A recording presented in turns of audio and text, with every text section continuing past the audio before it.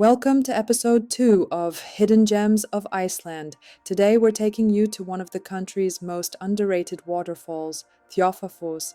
This stunning spot sits quietly in the shadow of Mount Hekla, Iceland's most active volcano, and yet almost no tourists come here. Why? Because it's tucked deep in the Icelandic Highlands, and you'll need a 4x4 vehicle to get there. Most travelers skip it simply because the road is closed for most of the year. But if you come in mid-June, when the highland roads finally open, you'll have the place nearly to yourself.